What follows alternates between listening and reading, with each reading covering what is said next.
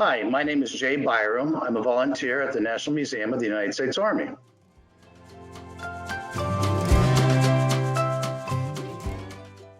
The Army gave me 28 great years of service, and it was awesome. I really loved it. And then when the museum started opening up and asking for volunteers, I figured, what a better way to give something back to the Army than to come out and volunteer and perhaps tell my story or help educate people about our great Army that we have.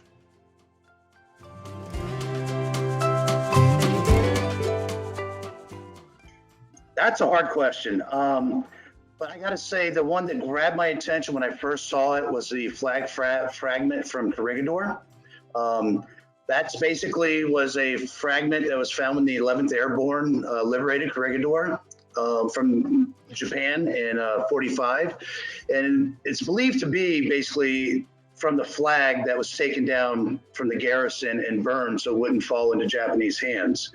I had actually a couple of years ago been out to Corregidor and seen the devastation of the war there, and seeing a piece of that flag from that area it really grabbed me.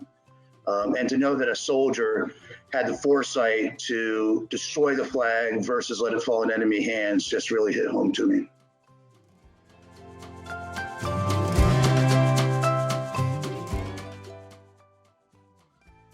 What is your favorite part about volunteering at the museum?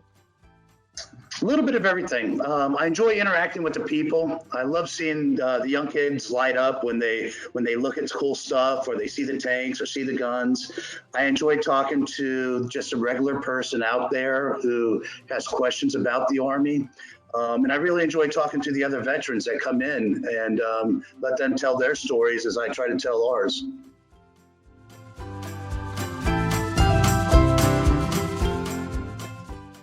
Well, after I retired from the Army, I turned around and went right back to work for him as a civilian. So basically, my career spanned two of the exhibits that we have there, the Cold War and the Changing World, along with parts of Army and Society. So three, if you want to really put it in place. So I lived through part of what the museum is there representing. So I feel I bring something to the table, and I can talk, for hours about my actual lifespan within the Army, and in my career still today, still serving the Army at the museum. And then what I don't know, obviously the other exhibits would be a little bit before my time. I study as hard as I can to learn about that. But a lot of the same practices we started back in the Revolutionary War are still in practice today.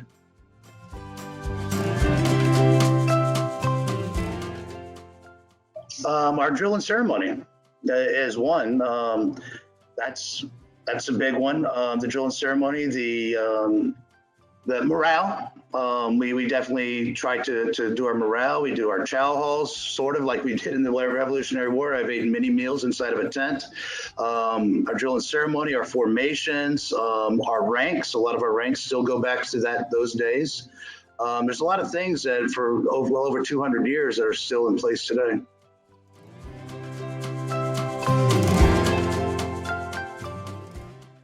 Actually, I do, and this one really hit me pretty good. I was sitting in the Found in Our Nation exhibit, and I was just, talking to a few folks and just helping them along. And a gentleman, I saw he was really inquisitive about one of the uniforms there.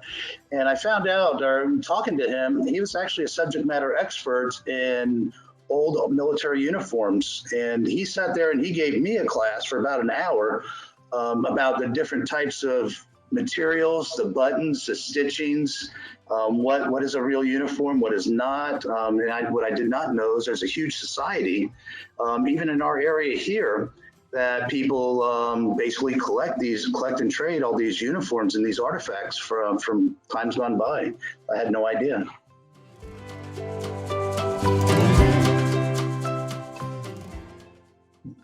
Well, I joined back in 1988, and quite frankly, that was a time of my life that I was working as a mechanic at a Goodyear shop. I'd been out of high school for a couple of years, obviously wasn't going to college because family couldn't afford it.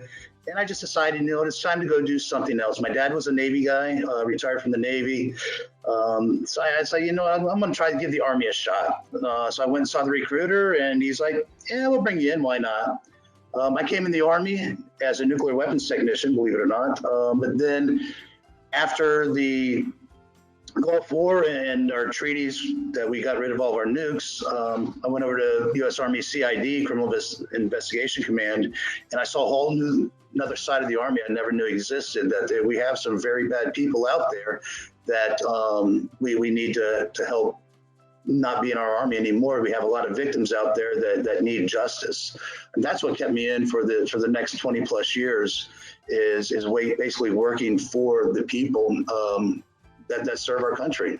And basically as a CID agent, that's what we do is we service the service. We take care of our troops and try to help our commanders, give our commanders tools to keep the bad people out.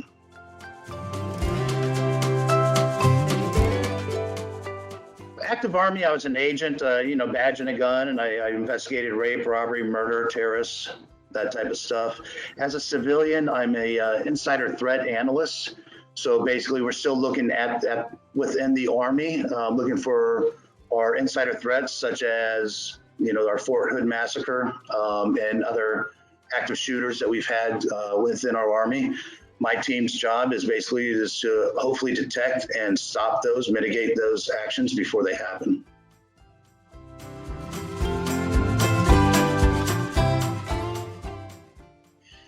That's another hard one, believe it or not. But what I have to go with instead of an actual story, I would say the teams that I've worked with over the years are the story. I've worked with a lot of great people, either active duty Army people or local nationals, such as in Germany or Korea.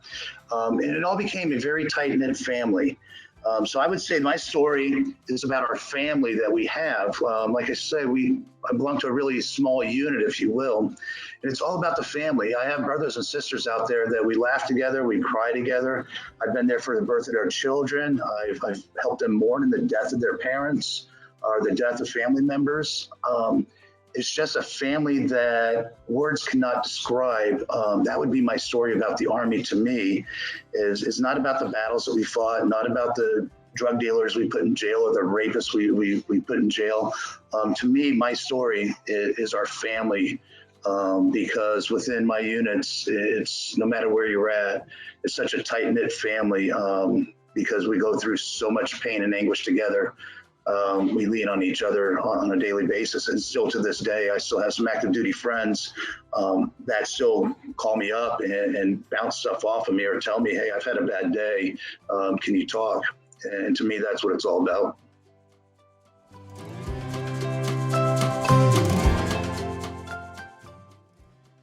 Yeah, I mean, my experience in the Army has taught me one major thing, and actually a lot of major things, but as I just talked about the family, it's no matter where you're from, no matter what color you are, no matter what your ethnical background is, no matter what your religion is, we're all in one team. We all one fight. We all bleed red. And I would just get in a foxhole next to any of my brothers and sisters at any given day. That's my Army experience. It doesn't matter your background or where you're from. We all come from different backgrounds. We all come from different places. It's all about the family and the team and accomplishing the mission. And that's been my experience in the Army is we've always accomplished missions. We've always got the job done. It doesn't matter who you are or where you're from.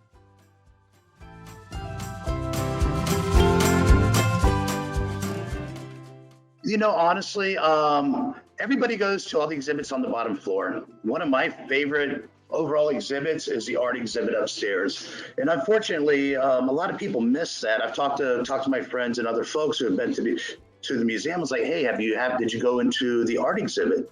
They're like, no, what art exhibit? I was like, the one upstairs, silly. It's on the second floor. It's all right over there. You see it when you walk in.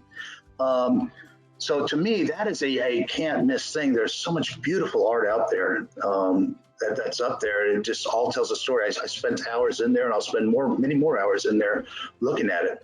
Also, what I can't wait to see open is the children's play area there. That's going to be awesome for the kids. I have 2 grandkids that are coming up next month, and I know that they would absolutely love to go in there and play and actually learn some stuff while they're in there.